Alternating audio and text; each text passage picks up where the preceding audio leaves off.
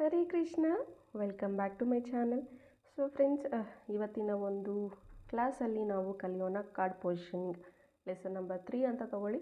Exactly ನಾವು first lesson second ಲೆಸನ್ನ cover ಮಾಡಿದ್ದೀವಿ. First ಲೆಸನ್ನಲ್ಲಿ introduction of taro ಬಗ್ಗೆ ನೋಡಿದ್ವಿ, ಎಲಿಮೆಂಟ್ಸ್ ಬಗ್ಗೆ ನೋಡಿದ್ವಿ, ಅದರಲ್ಲಿ ಎಷ್ಟು ಕಾರ್ಡ್ಸ್ಗಳಿದೆ, ಎಷ್ಟು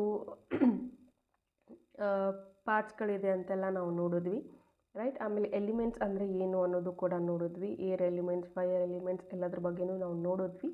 ಆ್ಯಂಡ್ ನಾವು ಇವತ್ತಿನ ಒಂದು ಕ್ಲಾಸಲ್ಲಿ ನಾವು ನೋಡೋಣ ಕಾರ್ಡ್ ಪೊಸಿಷನಿಂಗ್. ಅಂದರೆ ಕಾರ್ಡ್ ಯಾವ ರೀತಿ ಪ್ಲೇಸ್ಮೆಂಟ್ ಮಾಡ್ತೀವಿ, ಯಾವ ಒಂದು ಪೊಸಿಷನಲ್ಲಿ ಬಂದರೆ ಏನು ಅರ್ಥ ಅನ್ನೋದನ್ನು ನಾವು ಇಲ್ಲಿ ನೋಡ್ತಾ ಹೋಗೋಣ. ಓಕೆ, ಕಾರ್ಡ್ ಪೊಸಿಷನಿಂಗಲ್ಲಿ 2 ಟೈಪ್ ಬರುತ್ತೆ, 2 ಟೈಪ್ ಬರುತ್ತೆ. ಫಸ್ಟ್ ಇದು ಅಪ್ರೈಟ್ ಕಾರ್ಡ್ ಅಂತ, ಇದು ಸ್ಟ್ರೇಟಾಗಿ ಬಂದರೆ ಅಪ್ರೈಟ್.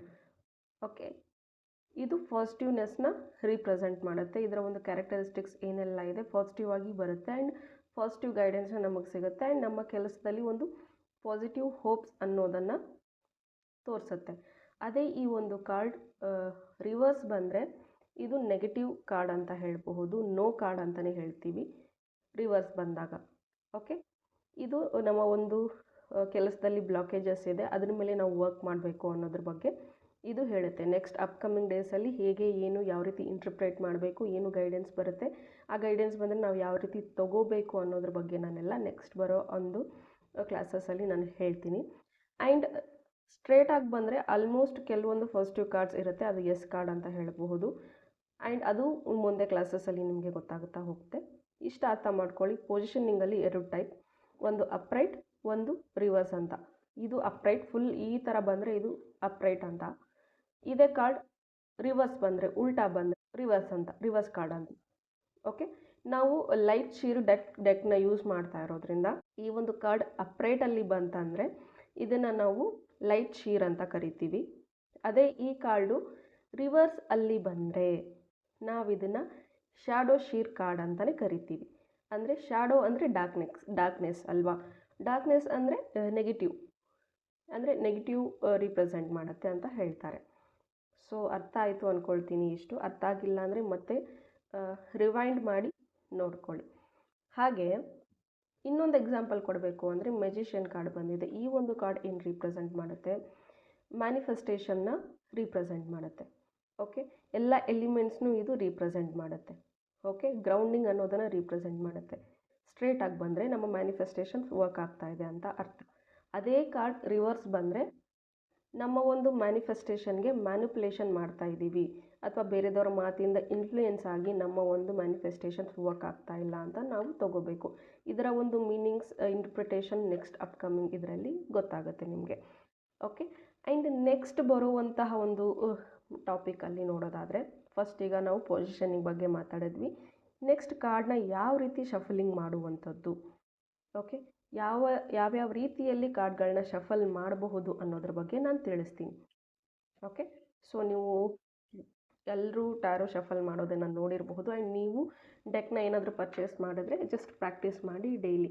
ಸೊ ಫಸ್ಟು ಈ ರೀತಿ ಕೂಡ ಶಫಲ್ ಮಾಡ್ತಾರೆ, ಆಲ್ಮೋಸ್ಟ್ ನಾನು ಈ ರೀತಿ ಮಾಡುವಂಥದ್ದು. ಓಕೆ, ಇದು first type. Okay, so second form of shuffling, this is how we shuffle the cards.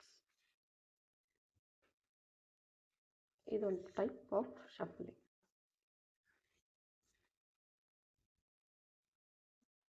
Got it? Perfect. So ಶಫಲಿಂಗ್ ಮಾಡುವಾಗ ನಿಮಗೆ ಸ್ವಲ್ಪ ಪ್ರಾಕ್ಟೀಸ್ ಬೇಕಾಗುತ್ತೆ. ಸೊ ಪ್ರಾಕ್ಟೀಸ್ ಮಾಡ್ತಾ ಮಾಡ್ತಾ ನೀವು ಕಾರ್ಡ್ನ ತಗೋಬಹುದು. ಸೊ ಪ್ರಾಕ್ಟೀಸ್ ಮಾಡ್ತಾ ಬನ್ನಿ. ಆ್ಯಂಡ್ ನೆಕ್ಸ್ಟ್ ಯಾವ ರೀತಿ ಕನೆಕ್ಟ್ ಆಗಬೇಕು ಕಾರ್ಡ್ ಜೊತೆಗೆ ಅಂತ ನೋಡೋಣ.